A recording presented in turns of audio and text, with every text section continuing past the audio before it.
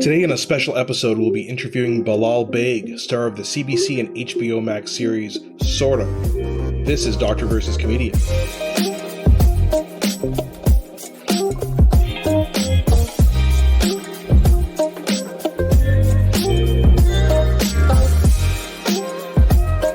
I'm Dr. Asif Doja, and this is the Doctor of Laughs. Not a real doctor. Ali Hassan. Every episode I pick a topic for Ali from comedy and entertainment and question him about it. Then Ali picks a topic from medicine and health and grills me on that topic. But today is a special episode. Today we'll be interviewing Bilal Baig, star of the CBC and HBO Max series, Sort of.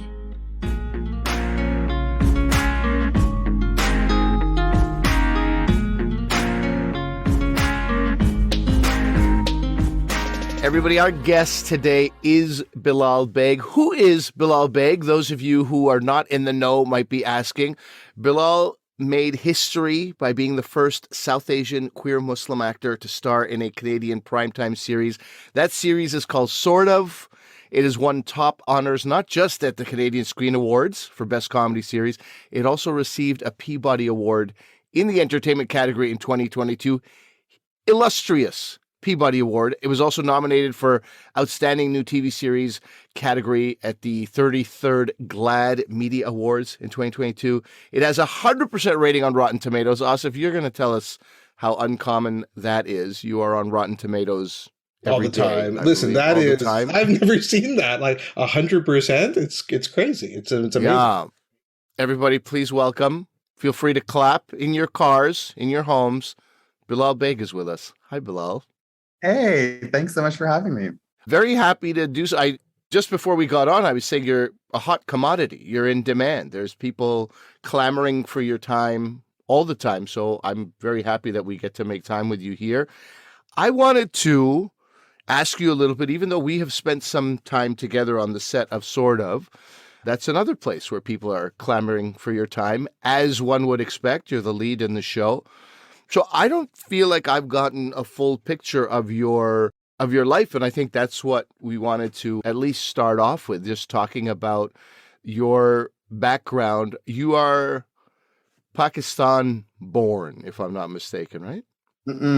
Born here, but my sister, my parents, all born in Pakistan. Oh, you have siblings who were born. So you were born here at a pretty young age, I guess?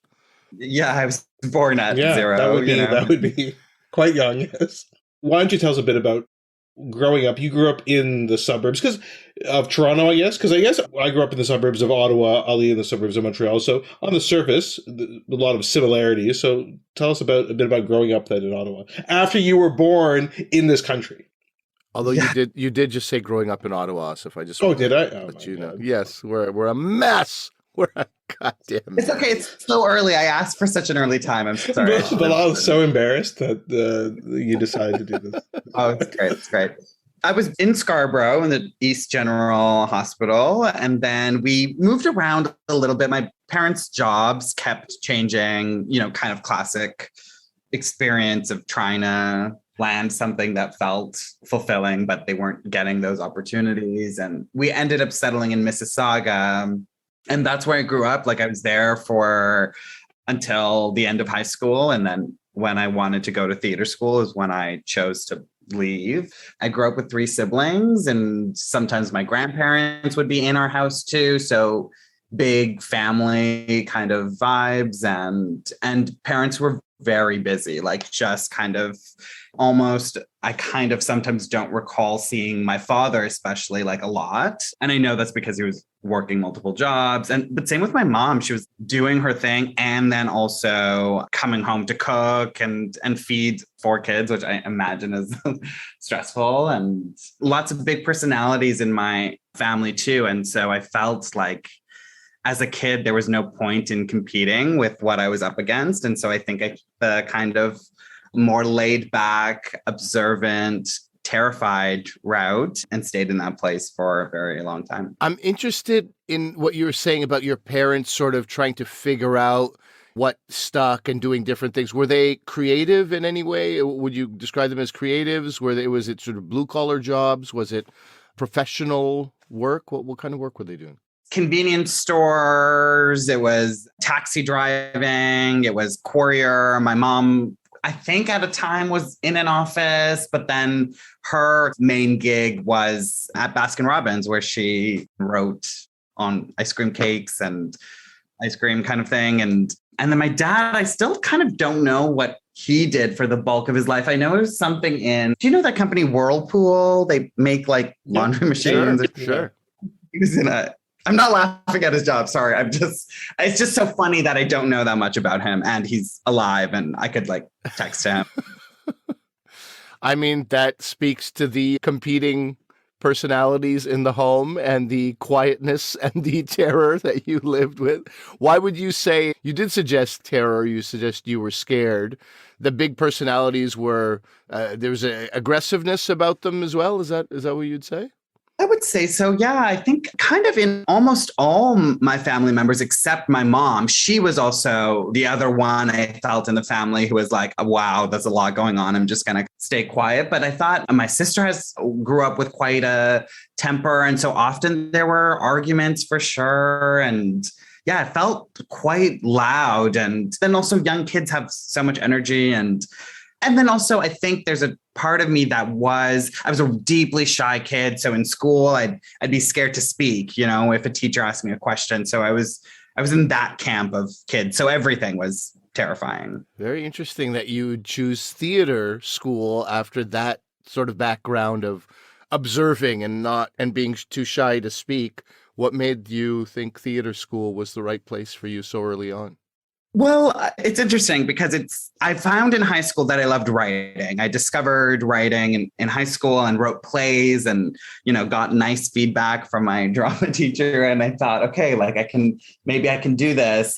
So I didn't want to train as an actor. I had kind of dabbled in acting in high school too, and kind of liked it, but again, was very terrified of it and loved writing because I could really escape. And it is a medium in which you can express ideas, but you don't have to be seen or torn apart in that way. And I didn't get into any writing school. I had applied and I had just heard about this program at Humber where at that time they were really focused on not just churning out great cookie cutter actors, but also artists who have voices and have things to say and want to say them. And so I was writing on that while also training as an actor. And it just ended up feeling like the best fit, but it wasn't. I kind of approached theater school apprehensively too. Like it wasn't like, yes, I'm in. And I was terrified doing that as well. And by the way, for our listeners, Humber is a college in Toronto in the outskirts of the greater Toronto area. They teach comedy there. They teach writing, creative writing. There's a cooking department as well. So it's a pretty broad array of offerings at Humber College. And then what was the next step then, Bilal, in terms of you? I know you wrote a play that was quite well received, Acha Bacha. So how did that all come about? That started, I forgot a year in my life to tell you about. Before I went to Humber, I forgot a whole year. Before I went to Humber, I was at the University of Guelph for a year. And that I also really, really didn't want to do. But my parents were like, we really don't want you to do theater, but if you're going to do it, it has to be at a university so that you can teach it, because we know you're not going to kind of make it as an artist or just as a full-time writer, And that made a lot of sense to me at that time. But I didn't want to do it, but then I said yes. And I tried it for a year and was so miserable and was failing everything. But the one class I didn't fail was a playwriting class, taught by Judith Thompson, who's this kind of prolific Canadian playwright who I was obsessed with in high school because she's so twisted and dark. And I just wanted to stay in Guelph to take her class because I was a huge fan. And in that class was where Acha Bacha was born. She had just kind of unlocked this thing in me. But prior to writing that play, I was really focused on white people and writing stories about white people. I thought that's what would sell and help me make it, and she was just like, don't do that and write what's true and write the stories you need to tell. And the culminating project of that playwriting class was the first draft of Acha Bacha, which was super rough and very different than what the published script is now. And once that started, because that had started before I got to Humber, I was already looking for different opportunities to keep working support, because I realized I couldn't do it on my own either. And then through a youth theater festival called Paprika, which happens in Toronto, I was connected to another really amazing playwright. This was in 2014. Her name is Janet Sears, also prolific, really dynamic, strong voice. And she worked with me as a dramaturge on Acha Bacha. And when that program finished, I was in their playwrights unit. At the end of it, there was a sharing, and at that sharing was the artistic director of Theatre Passe Muraille, Andy McKim, and he was kind of struck by the voice and gave me his card that the night the reading happened. And, I thought I had really, top tier kind of theater success. And from that point, then it was 5 years from that point till when the production actually happened. But it was a good long journey and difficult. And I was changing a lot as I was working on that play, as I was training as an actor. Identity stuff was really clarifying for me. But the play was, a lot of people think, like, because I finished school in 2016 and the play went up in 2018, and people think that it just kind of happened very quickly. But there were like 5 years of development on it before it went up, and then another 2 years before it was published. I want to dig into Acha Bacha a little bit to tell people what it's about. It means, by the way, good kid, a good child, just to let people know what that means. I find it so interesting that you were writing stories about white people. In stand-up comedy, people, when they start, they write what they know. And that may not always be good. It may not always be well developed, but you always write what you know, which is stuff that's close to home. You went outward and then came back to home. Is Acha Bacha something very close to home? Was it more of a personal story? It started as that for sure. And I needed it to be that way because I had so much stuff that I observed, going back to observation as a child, that I had nowhere to, I couldn't articulate it. I couldn't talk to my parents about what I was seeing in their home, or friends. I also didn't have a lot of friends growing up. So this play kind of became the thing where I could actually put to paper or computer what I was thinking and feeling. And then over the years of development, it actually changed so much. And now when I look at the piece, I feel like maybe I want to say 20 to 30% of it is a fiction, because I started to have fun with lying about what my mom might actually say in a situation to kind of pump up the drama, and now it's, but it's definitely closer to who I am than what those white people plays I was writing in high school were. Sure. Well, I wanted to comment about that because I'm just jumping into Sorter for a second, but there's one line from episode 7. It's kind of a throwaway line that I think many, let's say just white Canadian people, may not have picked up on. It's when you're arguing with Aksa, who, Sabi, your character, is arguing with Aksa, who's your sister in the show. And Aksa says, "We're first gen Paki. Lying is our oxygen." And I'm like, wow, what a line. And I'm like, the fact that I know exactly what Aksa and Sabi are talking about in that, even though, again, we don't know each other and we grew up in different households, but I know exactly what you're talking about. So it's kind of like when you mentioned that about lying, I'm just like, there's a universality to that in terms of South Asians, and that we tend to lie all the time when you're a teenager growing up. I don't know if other people kind of gleaned onto that as well, but I don't know. I just wanted to mention that. That was a great line. It is. I really also, it's so loaded to me. Like you could write a thesis about that line in my mind, about the journey of immigrants who leave everything behind to come here. Let's say Canada and the US, for example. They leave everything behind and it's this brand new world. And that already takes so much. You have to be so malleable and so accepting of certain things that you would have never been accepting of back home. And then your children start to do things that are just like, my mother, I got an earring and it was the end of the world for my mother. I remember going to a movie with 3, 4 friends, female, male, 5 of us maybe. And my mother was like, well, I was 19 before I went to see a movie in New York City. We were a group of 20 of us. And now what is this? I'm like, it's not that bad. I mean, it's just 5 of us. I don't know what to tell you. Like, this could not be more halal. This could not be more. It's a group of friends from high school going to, and all these things were like mind blowing to my mother.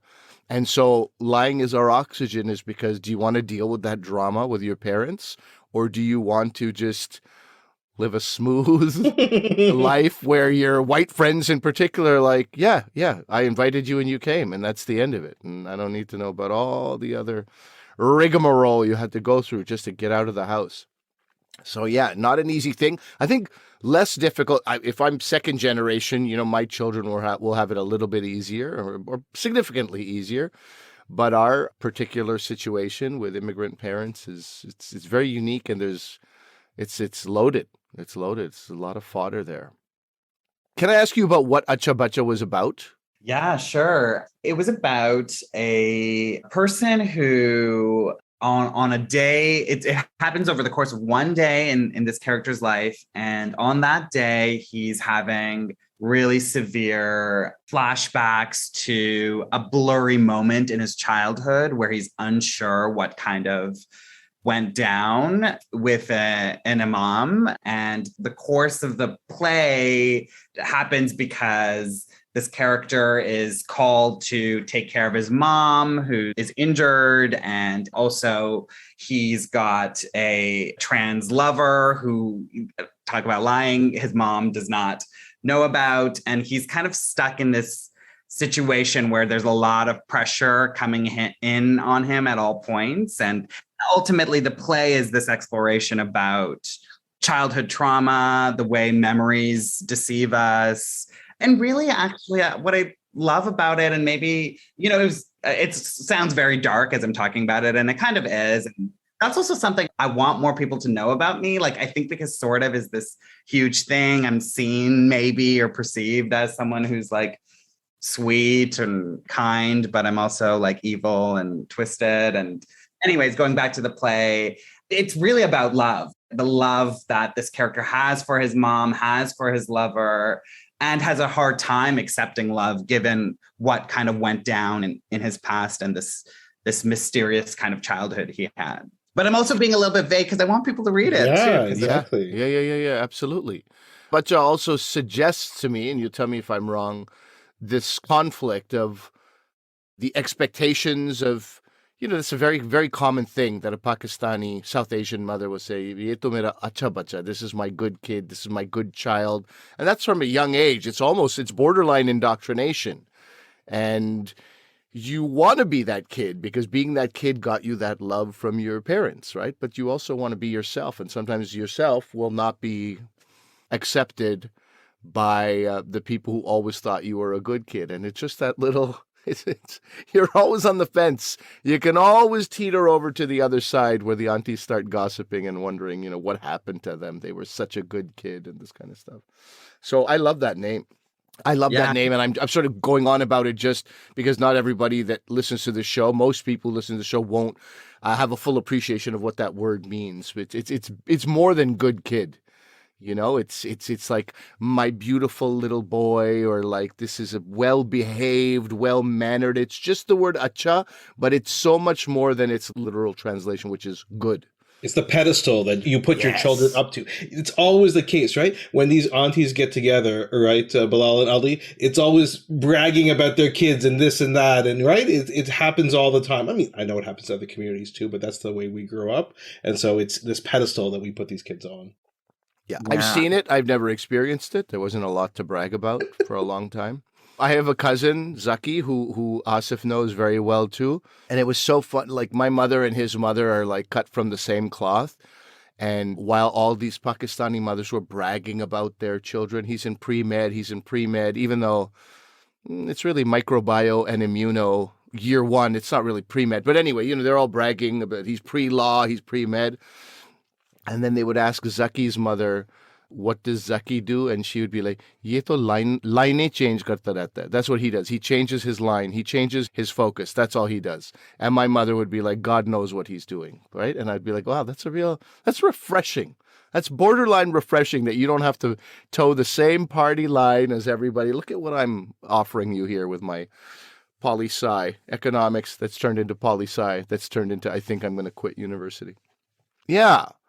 Asif, you were going to ask also about sort of the landscape, the Canadian landscape. Yeah. So at the time that sort of came out, right? Yeah, I was wondering about this because the evolution from Acha Bacha, then how did you come up with the premise for sort of, and how does it seems like the Canadian comedy landscape is changing. I think Schitt's Creek really made the world sort of take notice. Like, there is very good quality comedy shows coming from Canada. So maybe just take us through that whole journey of what happened next. The play came out, big success, lots of critical acclaim, and then how did that evolve into sort of?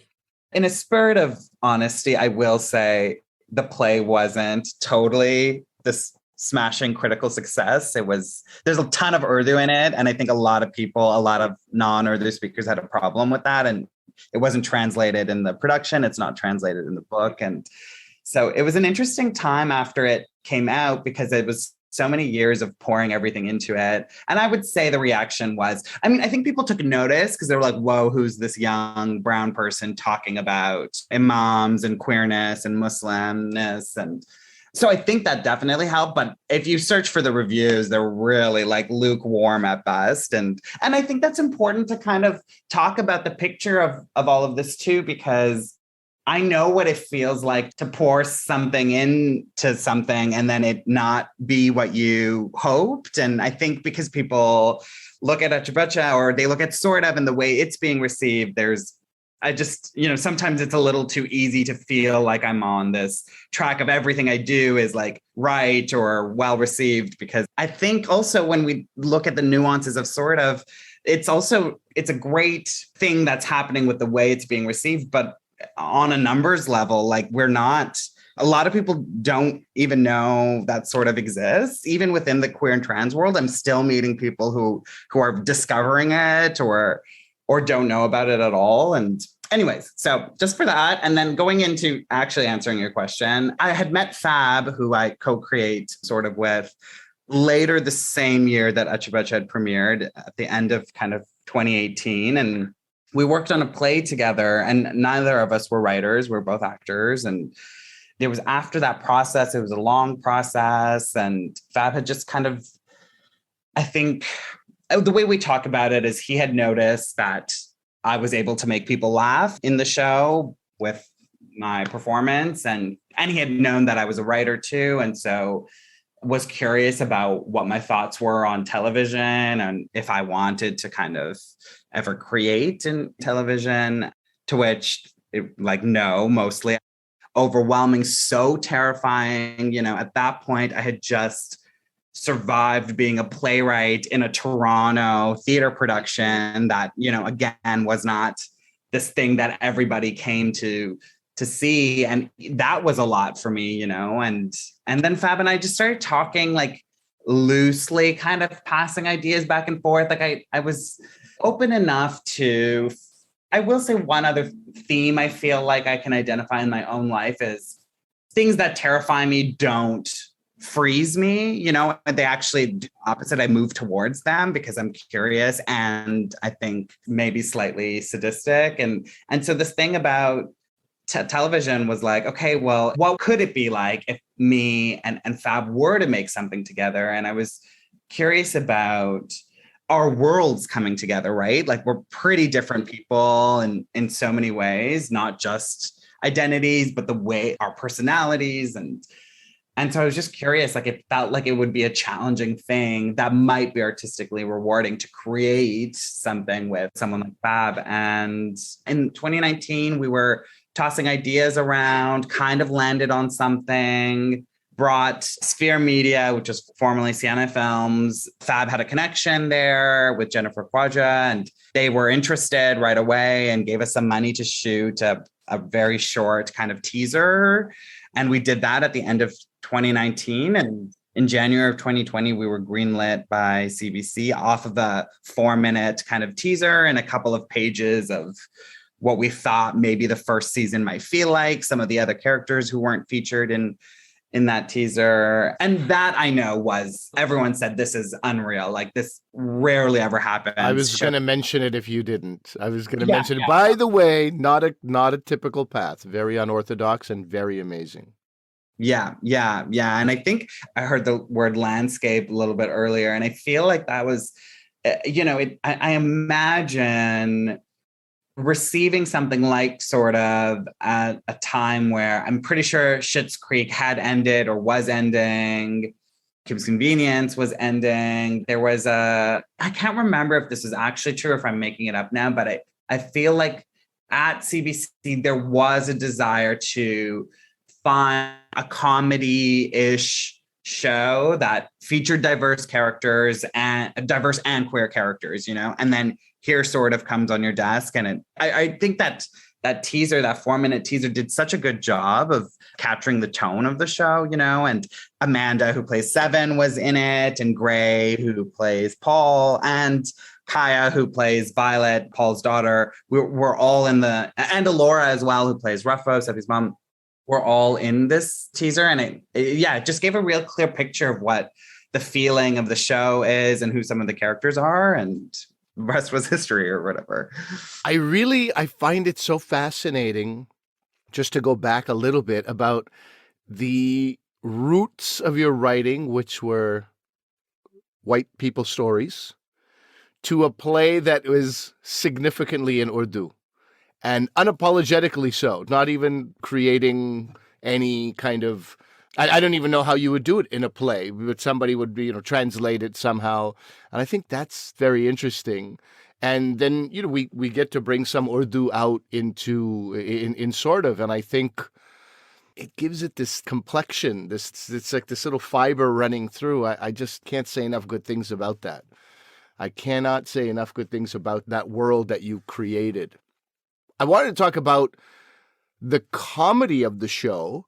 As you said, Fab was really attracted to the fact that you can make people laugh.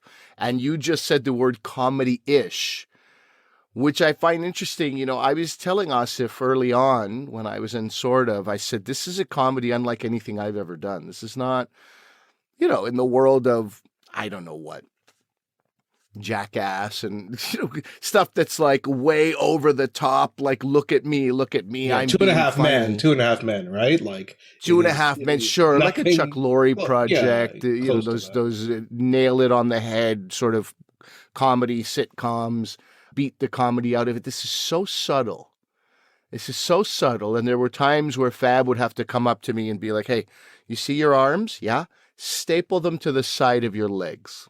I'm like, what? Really? Not even a gesticulation as an Pakistani uncle? Not even a this? He's like, nothing. Just staple them. It's a training, which I don't have. I don't have that way to sort of really sometimes ground myself in this show. It's like, is that just the comedy that comes naturally to you? Is that something you had to work on? Or is that what you aspired to create?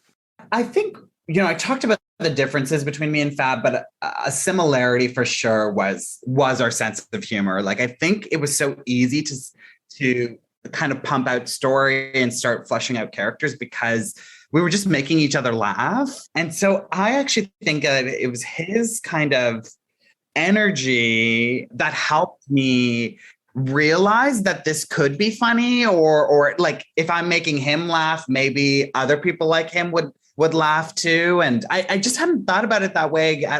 I had kind of done a far swing into only almost exclusively working with like queer trans people of color and was kind of forgotten what white people were like to work with. And I was doing smaller like theater projects and community arts projects. And then when we started working together, I think it really is about us two together. And that's where that tone and that sense of comedy kind of comes from. But I do feel like it's inherent in me. Like these are the things that do make me laugh. Like I love in the first episode when Sebi says when they're with Seven at the art gallery with the chia vulvas and at the end of the scene, they say totally Allahu Akbar. Like that to me is like, so funny. I love that line. Right?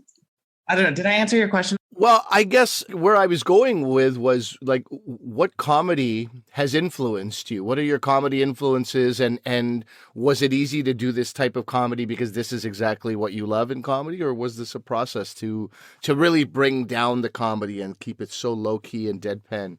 I'll answer that first. No, that was not hard. I do think that I was so attracted to, I like quieter things. I like smaller things. I like the work that I am gravitated to in film and TV. Is often these films where lead characters have all of like 10 lines and the whole kind of thing. And like that feels like really juicy for me. And then when I think about people who genuinely make me laugh, like lately I've loved Aubrey Plaza for a while, but I think now I just saw this movie she's in called Emily the Criminal. It's not funny, but I think everything she has such a specific kind of energy to, and I'm fascinated. And she's choosing these like super independent, smaller scale kind of productions, and then bringing her kind of vibe to it. That's someone who I think about when I think about funny, not just, I think when I know her big thing was kind of Parks and Rec, and we could also talk about deadpan a little bit too, because I feel like what she's doing now feels like sometimes deadpan. I don't know. I don't think it sometimes is just like, okay, just say everything dryly and it'll be funny. And I think there's way more nuance to it. And that's what I feel like I try to search for, particularly in performing Sebi.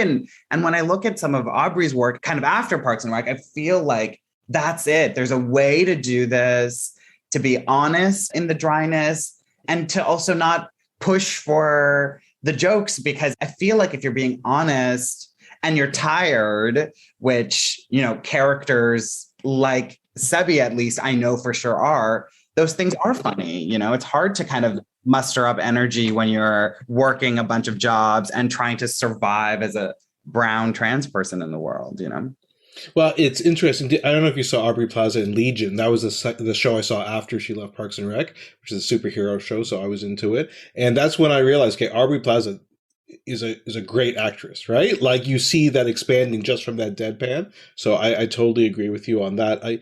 I did want to follow up on something you said before. And so, I'd be remiss if I didn't talk about the medicine in your show, because there is quite a bit of medicine, and I'm wondering about that. So obviously I'm not going to ruin it for people who haven't seen the show, but there is a lot of neurology in the show, with, someone with a head injury, comatose, and then towards, as the series goes on, are they still in a coma or not? And then Sabi's mother has this swallowing issue, which I think is achalasia. I think that's perhaps they had, if I'm trying to diagnose it from across the screen, and then has a swallowing issue. And of course, all this culminates in the hospital.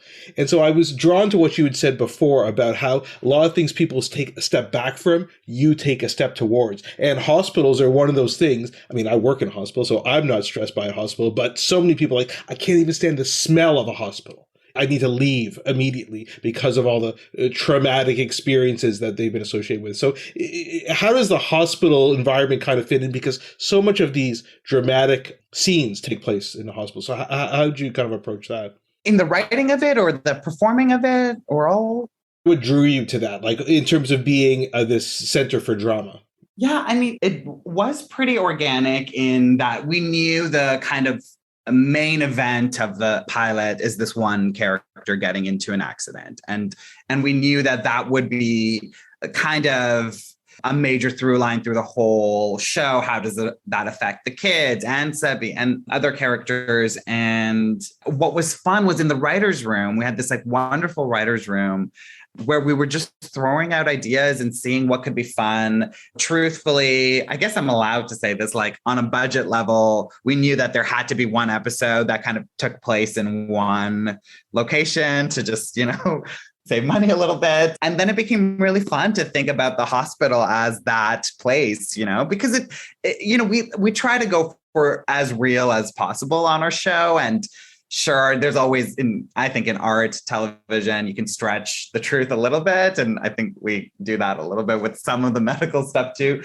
But I thought that with the hospital, it's a great space where lots of different people would be there anyways, you know, and that episode in particular, a big kind of reveal comes out to the mom about Sebi's job and everything. And it felt totally right and fun and dynamic. Like especially when you bring kids in too, that's a lot of fun to kind of keep track of where everybody is. But I didn't, it's also interesting that hospital is kind of featured in Acha Bacha as well. And I think I want to move away from that now. I feel like maybe I'm too obsessed, but I'm pretty sure that the conceit of that third episode, which happens in the hospital, I can't remember exactly where it came from, but I know it was in the writer's room where we discovered it. And it wasn't an idea that Fab and I had that we knew for sure we wanted going into the process.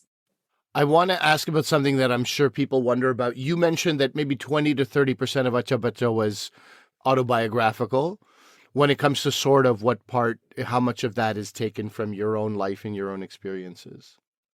Yeah, that's a good question. I mean, I think probably about the same. For a little while, I was a nanny, and I thought that was so funny. I was not that focused, and because I think we wanted Sebi to be, you know, they're the lead, so there is this strange dance of likability, and so we didn't want to create a show about a trans person being a shitty nanny, I guess. So we couldn't go completely autobiographical. And I think Sebi's a far better nanny than I am. But kind of beyond that, you know, my relationship with my mom is very different than the relationship Sebi has with theirs, you know, so that's not necessarily autobiographical. This relationship I have with my sister is very different than the one Sebi has with Aksa. I think Shiraz is definitely, like, I have an uncle like Shiraz for sure. So yeah. That's kind of... Shiraz is the character that I play on the show. And Bilal, I think we were at the Gillers, Bilal. And Bilal said to me, my brother said, how did you capture every shitty Pakistani uncle we had in that one person? And I was like, I think that's a compliment. I think I'll take that as a win, you know, because that's what we, in the first season anyway, that's what we're going for, you know. This person would be completely... not just uncomfortable, but completely bewildered and be vocal about it probably as well, right? So that type of a character. Now, I have to mention something. This is a bit of an Easter egg, which I'm going to ask Ali and Bilal about. So I was watching the show, and I'll get to in a couple of minutes, how I kind of was a bit late to the game for the show, but I was watching it, and I was like, Ali, I knew played the uncle. He had told me that. But then there's a phone call between Sabi's mother and Sabi's father, who is in the Middle East, who's working there. So has not been around a lot and, you know, is unaware of a lot of these developments that have occurred over, say, the past little while for Sabi. And I'm listening to it and I'm like, wait a minute. I thought Ali played the uncle because the voice on the other end of the line is Ali's voice. Like, I know enough. I mean, we do a podcast together. I'm like, this is Ali's voice, but he's playing the uncle. But then I realized, no, it is the father. So that's a little Easter egg, right? Like Ali and Bilal, Ali was doing the voice for the father. How'd that come about? Yeah, I mean, that came about because we had not cast an actor to play the father, and we knew Ali's command of, you know, the Urdu language. And I don't know exactly how it went down, Ali, for you in terms of it happened in post. Like, it was one of the last-ish things that we kind of did before releasing the show, you know, which was getting that voiceover. Yeah, it went down for me as a surprise, actually. I went into the audio room where I was going to do this audio work, and there were two characters on it, and I told the guy who was running the audio room, I'm like, oh, this sheet is not mine. I'm not playing that character. And they were like, just hold on to that sheet right now. It's like, all will be explained in a few minutes. So then just sort of in the moment, I had to be like, oh no, I need a new voice. You know, Fab explained to me remotely. This was during a time of great COVID. So it was all remote, and Fab was in my ears from some other location. It was like, we were wondering if you would do this second voice of the father. And I was like, oh yeah, I could do it. But in the moment I was like, I need a new voice. I need a new thing. Who is this person? Who is this father? And clearly didn't do a good enough job to fool my childhood friend over here. Just in the last couple of minutes, Bilal, I want to mention what I was talking about before in terms of the show. I'll be very upfront. I love this show. It is the best news show I've seen this year, without a doubt. And I was late to it. He Ali watches told a me lot of I shows. He watch. should be, his wife and children should have left him a long time ago. I don't understand how he Yeah, I I don't even watch know a how he lot has of a job. He watches a lot of television. It is amazing. And I was late to the game. Ali said he was on it. I'm like, okay, I'll get around to it. And then probably in the spring, Rick Mercer was in town doing a comedy show. Ali's friends were on the show. So Ali was kind enough to invite me for dinner. I was sitting with Ali and his wife and Rick Mercer at the dinner. And Rick's like, have you seen this show? Sort of. And then Ali, I believe, I'm paraphrasing, was like, yeah, no, I've been on the show. I'm on the show. And Rick Mercer like, of course. He's like, this show is amazing. He just had so much praise for it. So I'm not saying I take Rick Mercer's word over Ali's, but I did after that binge a show. I watched it all in one day on CBC Gem. And honestly, I love this show. I think the smartest thing about it is the way you frame it, in that this dilemma that Subby becomes involved with in the first episode. Again, not really revealing too much because I think the surprise is good, but because it's a dilemma everybody has. You have your own dreams, hopes, and aspirations, but then are you living your life for other people and your commitment to other people and how you balance that? And it permeates the whole show. I think there's a quote from Roger Ebert where he says, empathy is the most essential quality of civilization. And, Roger Ebert was a movie critic, but I think it applies for TV too. He says, movies and TV are the most powerful empathy machine in the arts. And I cried several times in the show, but the scene that affected me the most was when Subby puts on an old outfit, with the sweats, traditionally kind of what a male person would wear, even though that's not how Subby identifies now. And I just couldn't believe it. And so I just want to just say that the show is amazing. I mean, I guess I don't really have a question, but I just wanted to let you know it is great. I really can't recommend it enough for people. I also, touching on that, I don't know how to say this, Bilal, other than, it's such on paper, I think it feels like a very niche show. I toured a show called Muslim Interrupted, and the producer I was working with in Edinburgh was like, I don't know if you put the word Muslim right in the show. There are people, as you know, this is a faith-based show, they're going to think, and it's just not their thing. And also it's Muslim, so people, and I was just like, no, I kind of want that. I kind of want people who are open to this idea to be at the show. I don't want to sneak it on them. I closed the doors. We're doing a Muslim show, suckers. I wanted it to be all there.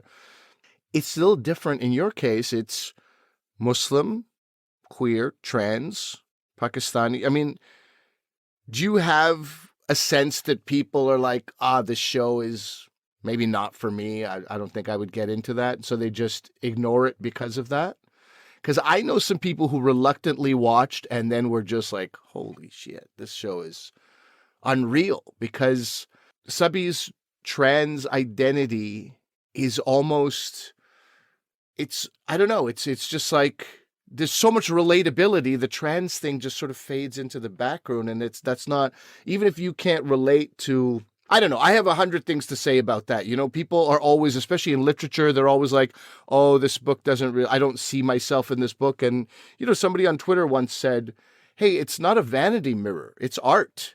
Extend yourself and appreciate what it is. And I've said that on this show before. I think I just have to echo that again, that you may not see yourself in the bio of the show, but extend yourself and watch the show. Have you gotten any sense of that? Like people don't watch it because they're like, I don't know, that's not really about me. That's not really my thing. Yeah, I think there must be a lot of that out there. And there is, the experiences of people who do approach it reluctantly. And then, yes, I've heard stories of people completely being so surprised at what they feel and how deeply they feel when they watch the show. But I think so. I think honestly, and maybe this is not great to say, but in some ways, living in the body that I'm living in and with the perspective I have on this world, there is a part of me that feels that sort of is ahead of its time. And I know that's weird to say because we're living in it, but there's just something that tells me that we're not quite ready for a lead that looks like I think it's off of the poster. People are like, no way, I'm never going to get into that, And yeah, I think that's a tragedy of our current times. I'm excited about maybe what the future is, particularly for what the show can do for our world and our ability to exactly kind of extend ourselves. But I think definitely because we're not, again, the fact that I exist in Toronto. I live quite close to like one of the queerest Queen West kind of hipstery queer neighborhoods. And a lot of people don't know who I am, right? And there's nuances in when we talk about trans non-binariness too. Like there's within the community as well, there's Pose happened. And I think that did some major things for our community. But those girls look a very specific way. And when you don't kind of look like that, then that also makes you different, right? And then the brownness and the Muslimness. And so, yeah, I think so. But, maybe there's something in seeing what happens over time, because I kind of love, I'm not being recognized everywhere, because then I'd have a really hard time leaving my apartment. Right. Well, okay, so let's touch on the flip of that. There's places where you think maybe you will be recognized and you're not. What about, and this is something that I struggle to come to terms with this, where people go, oh man, you're this Pakistani actor and you're this Muslim actor or whatever the hyphen they want to use. And then they go, you're a role model. And I'm like, oh God, I don't know if I'm comfortable with that. You become something potentially, but this is not, I haven't spent the last 20 years thinking I can't wait until I'm a role model for others. That's, your goals are so specific to you, and then they grow in certain ways, and you're obviously influenced by people. But I'm like, oh man, this guy who's like sits in his room procrastinating for like hours on doing the very basic work. I don't feel like I'm a good role model for people. I'm not sure people should look up to me. I'm not sure what my connection to Islam is. It's a Muslim kid should look up to me. But there's no doubt in my mind that people look at you for different identities that you have and that you embody and say that you're a role model. How do you feel about that when that comes your way? I think it's nice. I think it's a strange thing because similarly, maybe I don't identify as that, I guess, or I get it totally. But it's a weird way to frame my kind of approach to work, right? Like I'm not like, I'm going to create this show because I'm a role model or think about my role modelness while I work on my next project. But it's nice that if people are responding to the fact that it's great to see someone like me take space and be a part of how the product is made. I think that's great. I'm really interested in people maybe seeing me and being like, oh shit, I can do 5 different things on a project and pursue that, moving us into like leadership and decision-making roles. I think I just want more and more and more of that all over the place, because I think that's the answer, or that's how we combat like harmful stereotypes continuing to be pushed out when we're not in those roles in particular. But yeah, I don't know. I don't think about it that much. I also don't really think about, I like to just kind of do the work and then have a good time. And I'm trying not to be flippant either, but it's a nice thing, and it doesn't completely infiltrate my brain, because I wouldn't know how to work if I was like, I'm a role model. I think that's the healthiest approach. Like, it's nice if it's happening, but this is not the vehicle that drives me. Yes. Day. Oh my God, that was so much more. I should have just said that. No. I completely, look, I've wrestled with this for about five years. So I just have those words top of mind, because it's like a constant, it's better than saying, please back off. I don't need this right now. I don't need the extra pressure. It's just that's nice. And it is nice. And it's great, from the perspective of representation, what you're doing is wonderful. But I also think, I will say it one more time, don't watch this for representation. Watch it because it's a great piece of art, a great piece of work. And the rest, whatever the rest is, it's just a very, very happy byproduct in my mind. So Sort of premieres November 15th in Canada and December 1st in the US. Asif, I'm going to say don't binge it. I'm going to say, give yourself time to digest every episode. I know. There's so much I know. I just loved it so much. I couldn't help myself. I had to get through it all. I just loved it so much. But I agree. And so it's the second season, which is coming out in a couple of months. And so, maybe when it comes out, then people can do one at a time. Sure. If you haven't watched it yet, the first season is on CBC Gem in Canada, HBO Max in the US. You can check that out and let us know. Tell us how you feel. Bilal Baig, thank you so much for joining us this morning. Thank you.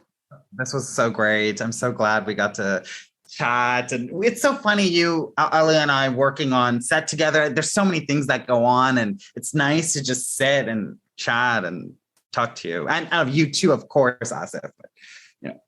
We really appreciate you taking the time. It was great. And like I said, it's really an honor to meet you because I love what you're doing.